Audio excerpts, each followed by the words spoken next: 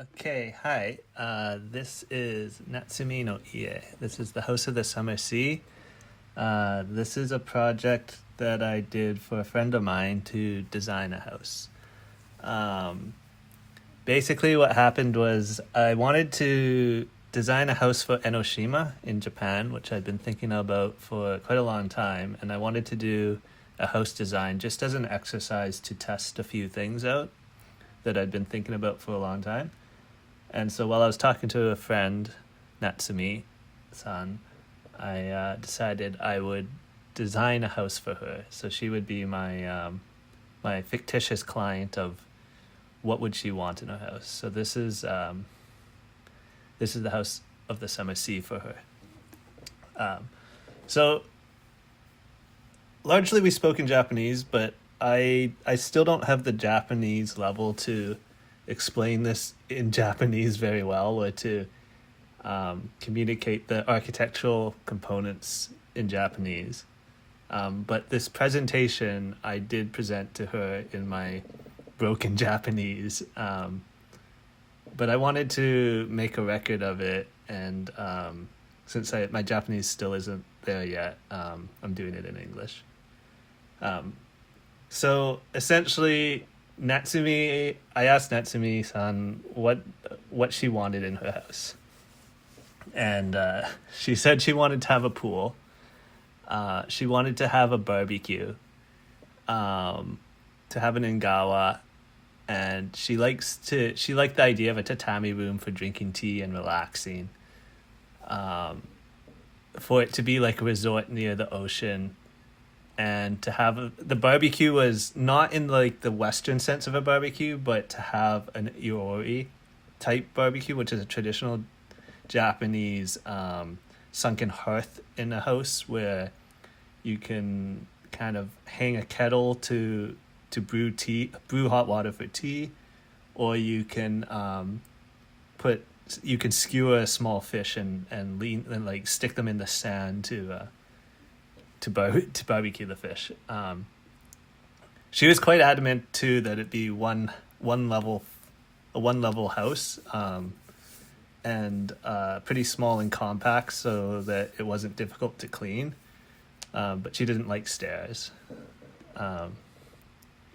On top of that, I typically in my designs tend to add like an architectural vision to what I want the architecture to do for the building.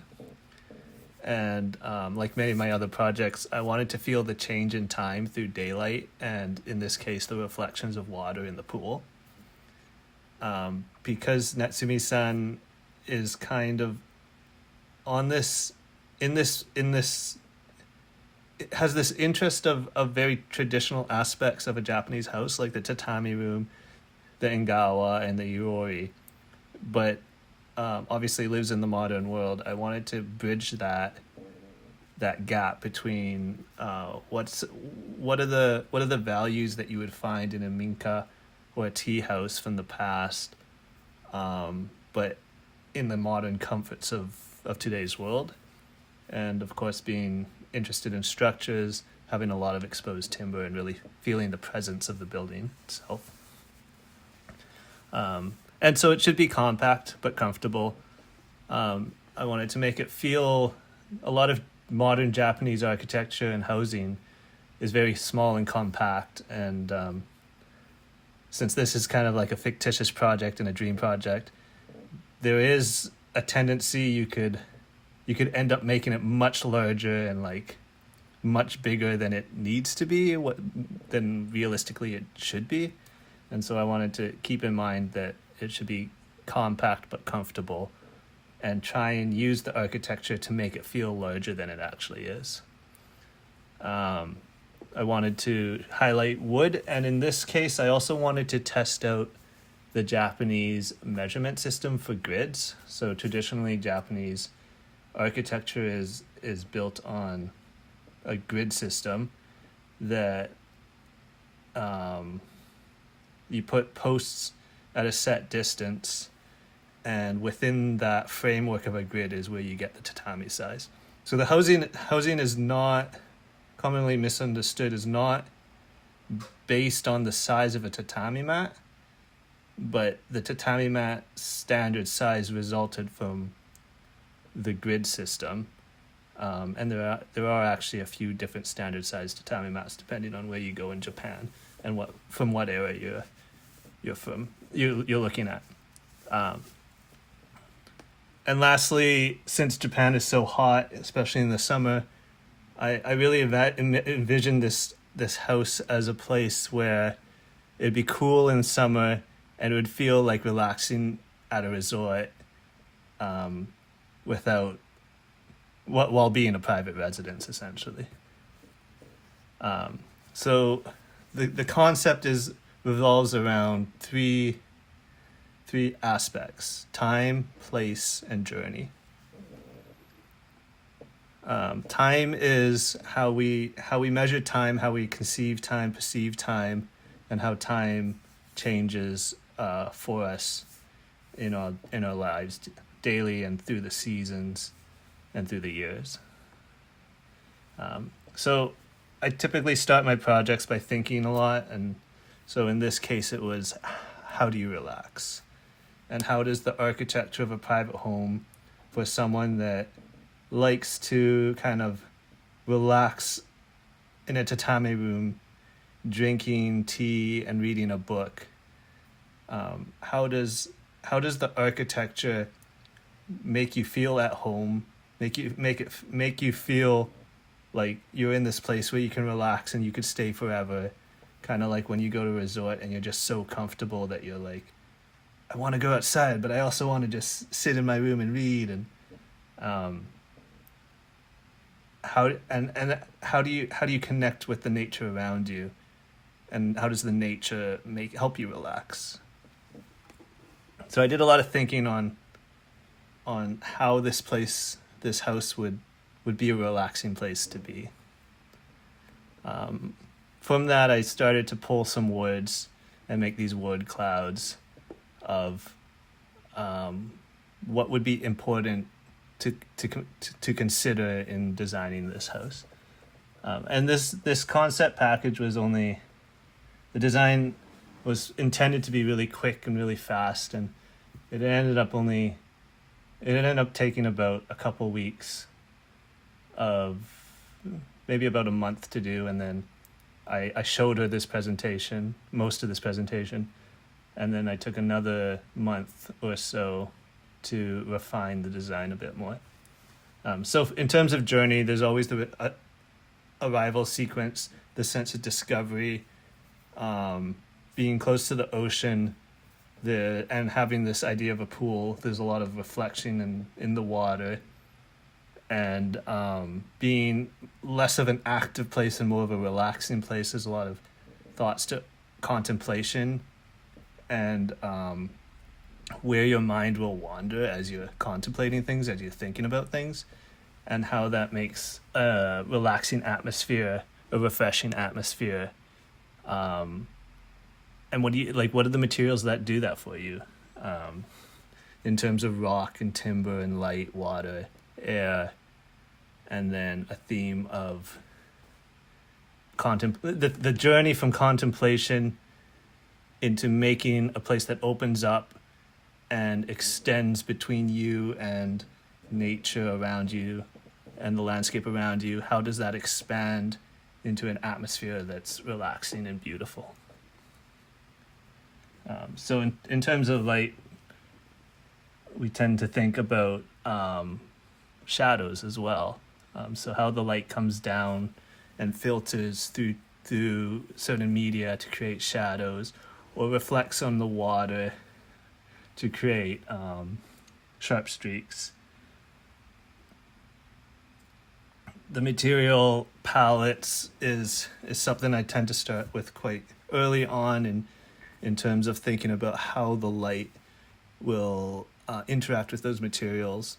Obviously, being in Japan, a house in Japan, and that connection to the tradition, I was thinking largely in wood and paper, so shoji screens.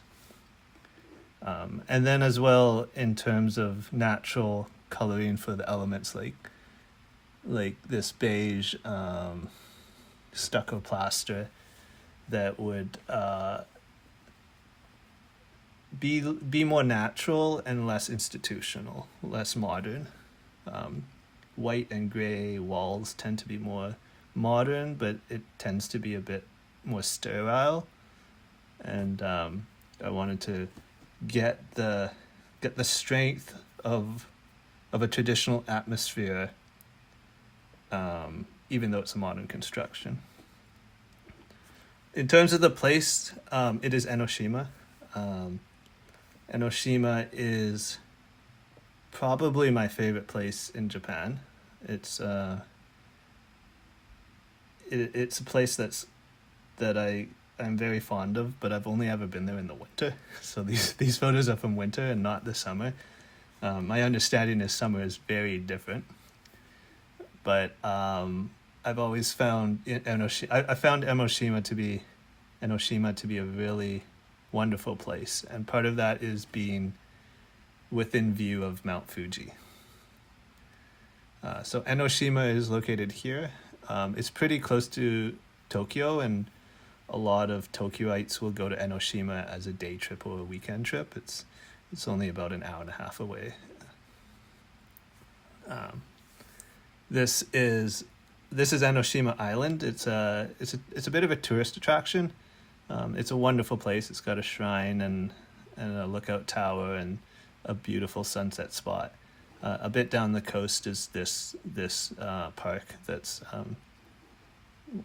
got a beautiful view of Enoshima and Mount Fuji, and this is kind of one of my favorite places because of this view. This is my photo. From where Enoshima Island is along the coast, there's a bay that's very famous for surfing.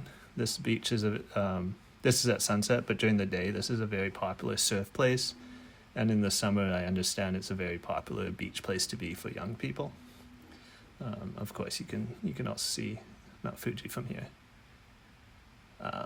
So looking in the map, Funa is here, Kamakura is here. Kamakura is a very popular tourist location as well. And then there's the Enoshima Dentetsu, which is the electric railway that has some famous anime spots on it, and is also a wonderful train and one of my favorite trains in Japan as well. Enoshima Island is here, and there's a little causeway that connects to the mainland. The first, I guess, task was to find a suitable location for this house, and generally for these kinds of projects, I look on Google Maps to find an empty lot that is of something like an empty lot that would work for the kind of house I want to design. That gives it a bit of realism in my mind of the lot could be purchased and the house could be built, as opposed to if I just picked any lot where there was a house. I don't know if someone actually lives there or if it's an empty vacant house. But sticking to an empty lot, I kind of know that there's no one living there, so it could be the project could actually happen. So I found two sites, one in Zushi and one close to Enoshima that I started investigating. The one in Zushi is along the main road, and the advantage of this site was that it was right on the coast. It was right on the beach. So it would be a waterfront property, and that would give it a strong resort-like feel. Like you could just walk out of the house straight onto the beach. And so I found was very interesting to me. It's also, Zushi is a bit of a quieter beach. It's a very beautiful place as well. But it is a bit quieter and not as bustle busy as Enoshima. The second site was right outside of Enoshima on a little knoll of a hill. And so there's a bit of privacy as it's not like right near the crowds and the main road. And the advantage of this site was that there would be a view of Enoshima and a view of Mount Fuji that the first site did not have. This site 2, you could see both the island and Mount Fuji, and the ocean, whereas site 1 you could only see the ocean. The other thing that I really did like about it was that it was up on a hill, and so being up on a hill gives it a good aspect for viewing, being higher up, obviously, and also there's a bit more resilience in the design. So this hill is probably about 15 to 20 meters high, and so that is good flood and tsunami protection, compared to being on the waterfront where it was probably about a meter above sea level. So I ended up going with site 2. I ended up deciding this was the spot, mostly because it had more to it than the Zushi site. The Zushi site was a bit quieter and a bit tucked away, but it didn't have the view of Enoshima that I really wanted, the view of Mount Fuji that I really wanted, and being up on a hill that I kind of wanted, that was fairly important to me. So in this diagram, you can see that there's a view to. These are the vectors that from the site that go towards Enoshima, the bridge that connects Enoshima to the mainland, Mount Fuji, and the sea to the kind of south and southeast. And so this site, from these vectors, there's a directionality that's towards the west, largely southwest, but there's also the potential to look south and southeast to the ocean. I couldn't really distinguish exactly where the property lines were, so I kind of just set a block of what seemed appropriate. And it's a larger property than probably would be there, but it works for this project.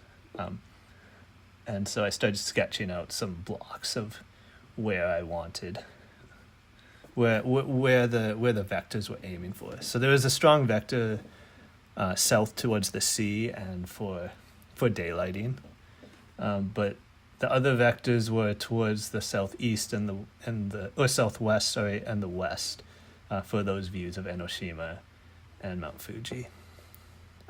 And you can see here the little road that kind of goes up the hill from to the property.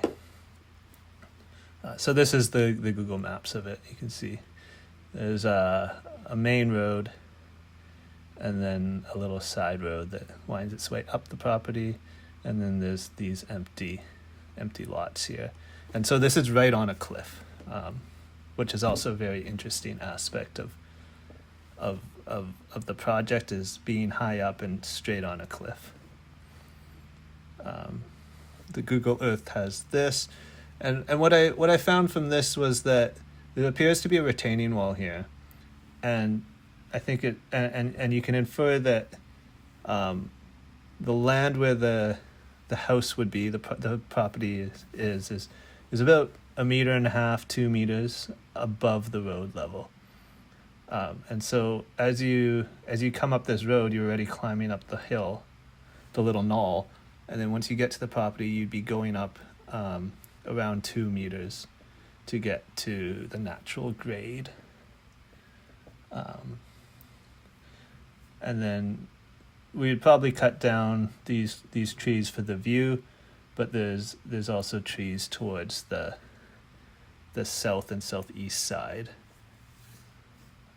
So that and the orientation of the block towards the southwest really started to influence the design of the house, responding to the landscape and being focused towards those vectors to the southwest.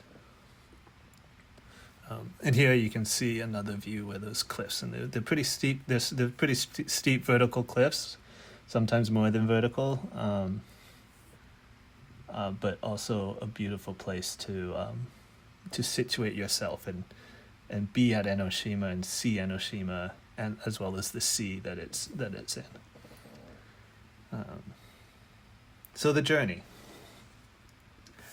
The journey is about movement, and so in thinking of the journey in architecture, we're thinking about how you arrive at the site, how you first perceive the site, and then how you move through the architecture. And when you're moving through the architecture, how does that architecture influence your emotions and your thoughts? So there's the idea of seeing the architecture but not really knowing what's in it. There's a sense of mystery. You don't know what's quite going to be in it. And then once you get inside, being wonderfully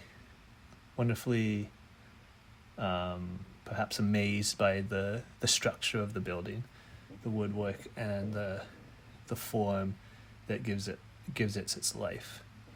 And as you move through the architecture, you find spaces of contemplation, spaces of relaxation, and spaces that connect you directly to the landscape that you're inhabiting. And that landscape is Enoshima, the ocean, and Mount Fuji. So journey is about placemaking and a sense of place. And so for this project, the house is a place where you can completely unwind and relax. And in this moment, you can, because you're stationary, relaxing in one place, you can sense time changing. And that change in time comes from the change in lighting, the change in weather, and the change in the water as the tides go up and down. Water is a very cleansing material, and so being near the ocean, it really gives you a sense of rejuvenation and refreshing. So the story of this architecture will be largely traditional aspects of traditional Japanese architecture brought into a modern context. So like engawas and gardens and framed views, the materials, the tatami mats, the rocks, the irori. This is a typical irori in I think this one was in a farmhouse, if I remember correctly. But essentially, it is a sunken pit in the floor that gets filled with ash and sand, and you light a fire in there, and then you can use it for cooking. So even though it's very preliminary, there is a sense in my mind of the materials and both the materials in terms of their function for structure, and the function for emotions, bringing out emotions and feeling either excited or contemplative or subdued or relaxed, as well as the tactile atmosphere, and we'll get into that a bit later. So we get into, that was largely the thought process, and then we get into the design. And so the design has three main components: theme, atmosphere, and narrative. And I did talk about the narrative as the story a bit. For the theme, the theme is like the main idea of the architecture. And for this project, I selected a theme of floating bodies. I thought with a pool, there's a strong connection to water, and there's a strong connection to floating. And so floating bodies refers to both the person being in the water and floating in the pool, but it also refers to the architecture as floating on top of the cliff and floating near this knoll being a bit like a ship at sea and floating on the sea, and then the mind is as well floating in that space where you where you go when you're just so relaxed your thoughts wander and you dream. So this was the first kind of party diagram that I came up with floating, and what it is a plan view where this line represents the horizon, but it also represents the pool, and you have these masses for inhabiting as the architecture, directed from the arrival sequence by this wall, and it's laid out in a way that sort of floats. It's as if you have a box afloat in water, and it kind of pops up out of the water and then goes back down. You can also look at it in terms of the sun's path in a sunset over the horizon. This concept diagram ended up morphing a bit into this one where there's a bit of segregation between the left and the right. So as you approach the site, there's a vector of a wall that directs you into the architecture, and towards one side you have a bit more public function, so like the living room, dining room, kitchen, tatami room, terrace, and then the other side is a bit more private for the bedrooms. The pool still remains, and you're still focused towards Enoshima, the sea, and Mount Fuji. So there's the theme, and then there's the atmosphere. And so the atmosphere is described in this project as mystery. So when you first approach, not knowing what's behind the wall, what's within the architecture, and then a place that makes you feel relaxed and very peaceful, at peace with yourself. The narrative is about expanding views, so the architecture is intended to be about coming from a place where, so starting out, you can't really see what's within the building, within the house.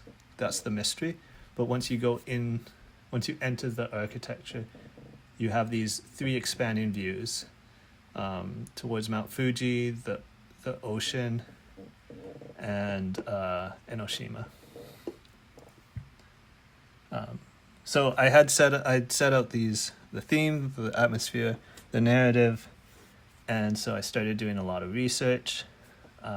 These are some of the books that I looked at for this project.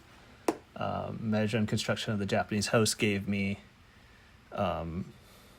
the grid, the traditional grid that's still kind of used today for measuring out the post spacing. I looked at traditional housing. Oak Village is a wonderful resource for modern construction that has that essence of traditional Japanese architecture. And then these other books are kind of more technical on measurement systems and sizes of things and details for things in Japanese architecture. And then my book up here, Motive Architecture, as well, I look at whenever I do these projects. From the research, I started sketching out ideas and coming up with these some ideas of how I wanted the architecture to work. And there was a lot of sketching, and these are just some of the sketches. From that, I then started coming up with some designs in SketchUp, and I'll show you that now. So at first I came up with some massing ideas, and the idea was that you'd have a pool, an infinity pool along the edge of the cliff, and there would be a main house and then a pavilion structure of sorts where you would be, like in the summer you'd be under shade but outdoors. And I tried a few massings like this one. and that one, and then ended up looking at different orientations for the house, left or right, where I wanted the pool to be, different wings, different shapes. This was the first concept that kind of came about, and that's kind of from that first massing idea. And if I take off the roof here, the strength of the first thought was I wanted that pool, that infinity pool, that long infinity pool that was along the cliff, so that you were really floating on the edge of the cliff and floating on the water. And I thought it'd be really interesting if the tatami room if the tatami room was over the pool, and that's going back to that floating bodies idea, that the tatami room, the main living space, would be over the pool, and so you could come out of the tatami room and like get in the pool immediately or drop into the pool. And I also wanted the architecture, the building to reach over the cliff, to be over to stretch out and really really be floating over this cliff. I thought it would be initially I thought it would be good to be 2 levels because I was trying to get this compact form, and I also really like lofts and the idea of double height spaces. So I originally did this as a 2-story building where you'd have like two kids' bedrooms upstairs, and then the main level would be the living, dining room, kitchen, the bathroom, the laundry room, and the bedroom.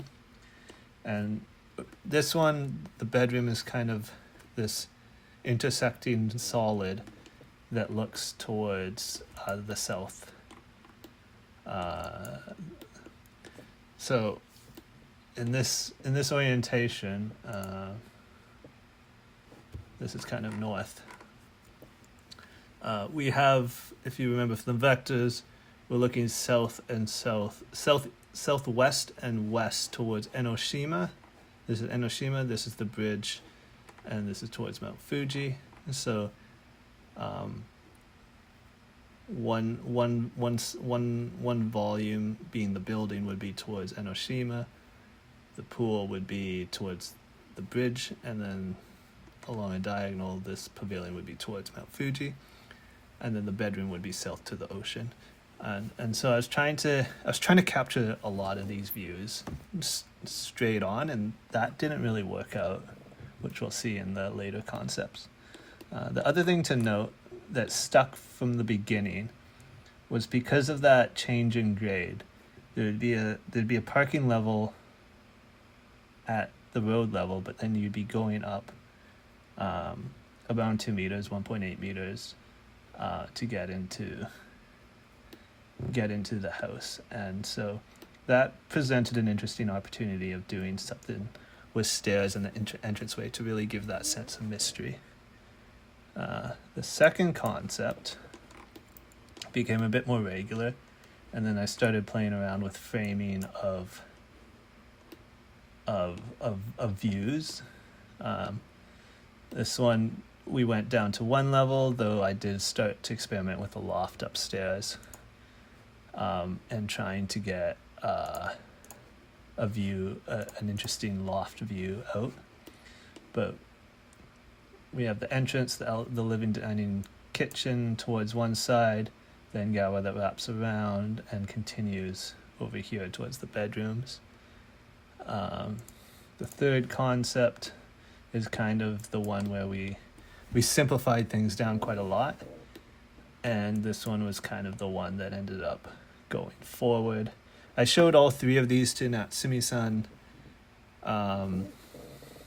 in my first presentation to her, and this was actually the one that resonated with her the most. I had a 4th concept that somehow I lost the file to, but I I tried another concept that didn't quite work. But concept 3 was the one that was simple and kind of resonated with her. And so instead of focusing the views literally directly with the orientation of the rooms, I started looking at diagonal views out of the rooms, although the building and the pool are oriented towards Enoshima, and then the other views are more oblique. So this ended up being the kind of final model design of the house after the revisions that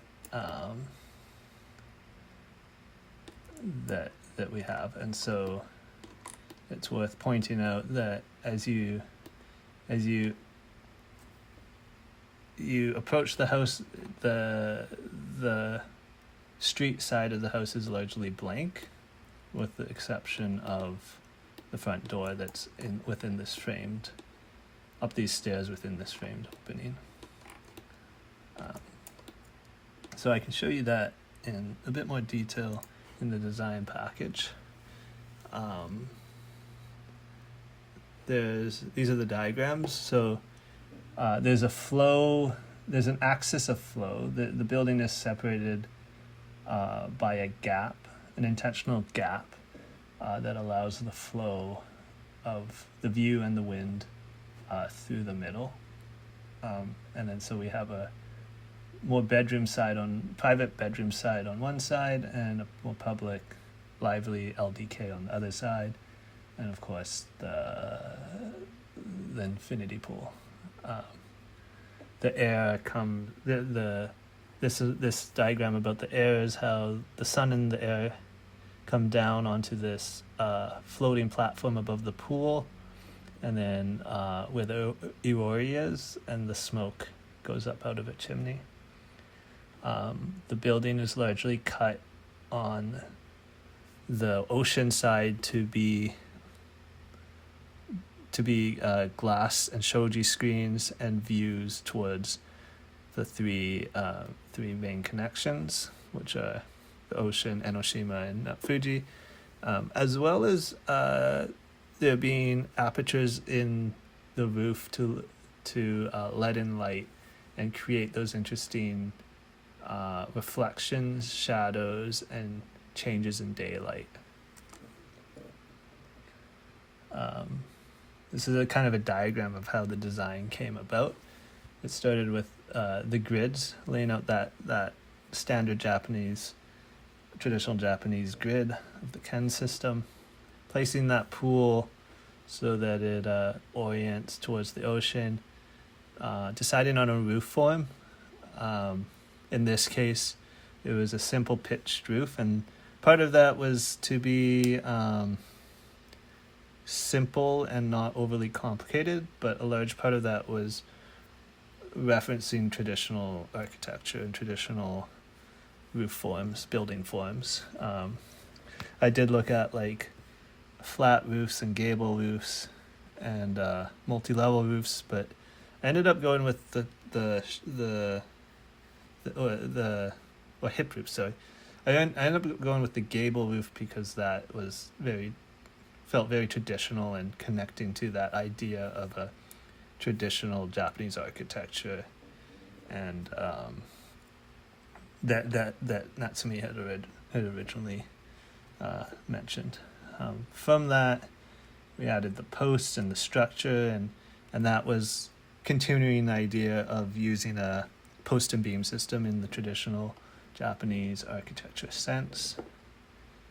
From that, built the walls, infilled the walls between the posts to create the rooms for like the more private rooms for the bedrooms, the laundry, bath, toilet, and then framing out the kitchen and screening the view from the street side.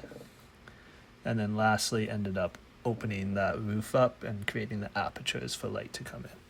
And this is a different this is a different design process than most architecture I know of, because I intentionally avoid starting with the mass. The Western architecture design is heavily skewed towards massing out a building, and then from that building cutting windows and doors and openings. And what that creates is an architecture that's enclosed to begin with, because you've massed out a form. You've kind of started from a position of enclosure and then cut out openings to open up towards the light. I like to think of it in the reverse. So first I do the roof, which is the shelter, and the roof describes a lot about, in my opinion, the roof describes a lot about what the architecture says to the world, more than any of the walls will, unless your building is a flat roof box with a really interesting facade. But even then, the roof is kind of making a statement. So I imagine architecture as a pavilion roof that gives shelter, and I start from a position of being completely open, adding a structure, because structure is very important to me to be expressed, and then only enclosing off the areas that need it for privacy or screening. And you can read a bit more about that in my book, but that's a different way of thinking about the architecture that is not very common in the West. And I also, from the beginning, have a material palette in mind, and this material palette may change through the design process, but I'm approaching the architecture from the macro and the micro at the same time. So I'm starting from the light and the roof form, but as well as thinking about what materials I'll be using very early on to inform the atmosphere of the place, instead of just massing out a building and then massing out a form and then applying textures to it, which inherently by massing is very heavy. I'm trying to go for light. I'm just trying to start from a position of lightness and tactile materiality for atmosphere. So I was thinking very early on of yakisugi, burnt cedar siding, wood slats that would modulate lighting, water and reflections, shoji screens, soft neutral colors, and then where there was concrete to be like a board form concrete that was had that material impression in it. So here's the isometric of the design I showed the SketchUp model previously. Site plan being along the cliff. You can see the entranceway here, parking lot, and stairs up. And then these apertures and chimney as well. And so this is the floor plan. So from the street, you go up the stairs, you enter the genkan, the Japanese entranceway, and on one side there's the LDK. This is actually supposed to be a study. There's a bit of a terrace here, pool, and then this deck is the tatami room is the main living room, and then the deck is what extends over the pool and reaches out towards the ocean in Enoshima. The gap here is it gives a very framed view of Enoshima, which, even though I had, at the beginning of the design, I had wanted to be focused towards Enoshima, I didn't really realize how much I had framed the view and created such a strong entrance until after I had rendered it and looked at it in the 3D model. And that's kind of the power of 3D modeling and designing in 3D and not in plan. Like a lot of programs, you can design in plan. You can make a 3D model by designing in plan. But in SketchUp, you really are in 3D the whole time. And so that was a kind of a subconscious surprise to find out. Like, I kind of knew it would be there, but it came out much better than I thought. And these ended up turning into the stairs down to the pool too, which works well with being near the bathroom for changing, and then the bedrooms. And the bedrooms were placed along the edge of the pool, so that for that resort feeling, so that like you open the blinds or you open the shoji screens and you're like right on the edge of the pool. You could step out of your room into the pool and you look across the pool to the ocean, and that gives really a sense of that being in a resort, even though it's a house. And then the last void of the house, there's a rock garden, and then the yard. And the yard was not so important to Natsumi-san. Like she thought it'd be nice to have a garden, but also it wasn't high on the priority list. And because I kind of set out a plot of land arbitrarily, there just happened to be extra space for a garden, which would be, or for a yard, which is kind of unusual in the Japanese context, but because I wasn't, because I didn't have a specific, clear, defined property lines, that's kind of just the way it happens to be. And here's kind of a perspective section through the inside with the kitchen, the living room, tatami room behind these shoji screens, this terrace that floats over the pool and reaches out to the ocean, and then Mount Fuji in the distance. So I rendered it, and it took a while to render because I had to find a new rendering program because the one I usually use is paid and I don't have a license for it. So it took me a while. It actually took me quite a few weeks to test, to try and get some rendering programs to work, and then finally find one that was doing what I wanted it to do.